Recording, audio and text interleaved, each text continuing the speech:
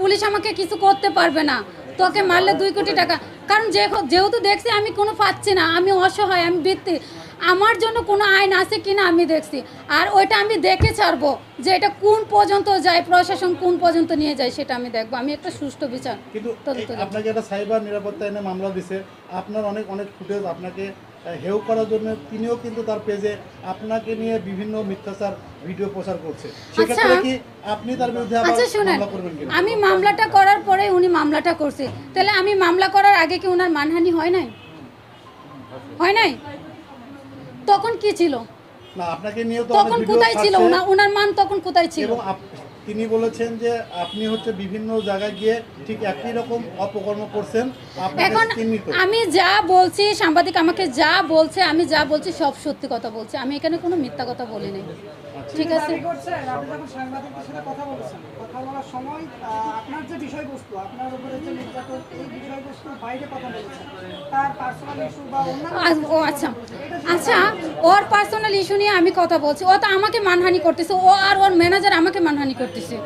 মানে আমি নষ্ট মেয়ে, আমি যে জায়গায় কাজ করছি ওই জায়গায় ওরা যাক, প্রশাসন নিয়ে যাক, যে কোনো নিয়ে যাক, বলুক যে আমি নষ্ট মেয়ে নাকি আমি খারাপ মেয়ে নাকি, ওটা যাচাই করো।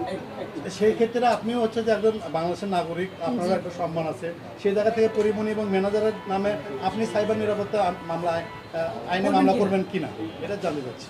এটা পরে বলা যাবে। আপনি যে বলছেন পরিবহনে নেশাগ্রস্ত ছিল, পরিবহনে কি একাই নেশা করতো নাকি বাসায় কেউ আসতো? আপনি তারা আগে বলছিলেন সারাদিন কথা, এটা নিয়ে একটু বলুন। শেখ সাদি আপনাকে বিভিন্নভাবে হেয় করছে। ও নেশাগ্রস্ত অবস্থায় আমাকে মারধর করছে। ওর সিসি ফুটেজ দেখলেই যে বলতে পারবে যে ওর বাসায় কে আসে না আসে, সেটা সিসি ফুটেজ দেখেই প্রশাসন বের করুক। আর আপনি তো শেখ সাদির কথা বলছেন, আপনি তো এই বাসায় ছিলেন, আপনি কি দেখেছেন যে কেউ আসতো বা কাউকে নিয়ে নেশা করেছে এরকম কিছু? হ্যাঁ, এরকম তো হচ্ছে। নাম বলবেন নাকি? আচ্ছা, নাকি মারধর করেছে? ঠিক আছে,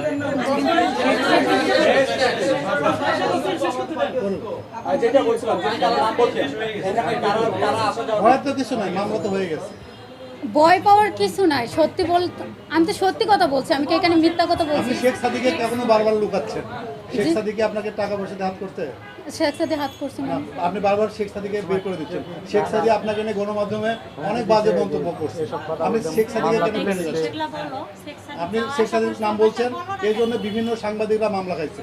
সাংবাদিকরা মামলা খাইছে, আমি তো বলতেই আছি যে শেখ সাদি আসছে গেছে, আমি দেখছি, বলছি, সত্যি কথা বলছি। এখন উনি বলতেছে যে মিথ্যা কথা, তাহলে এখন সিসি ফুটেজ দেখুক না, সিসি ফুটেজ দেখে প্রশাসন বের করুক, বের করে। শেখ সাদির কোনো সম্পর্ক আছে কিনা আপনি জানেন কি এই বিষয়ে? পরিমণির সাথে শেখ সাদির কোনো সম্পর্ক আছে এই বিষয়ে জানেন কিনা আপনারা? হ্যাঁ, অবশ্যই সাহেব, ও আসছে থাকছে, তাহলে তো সম্পর্ক অবশ্যই।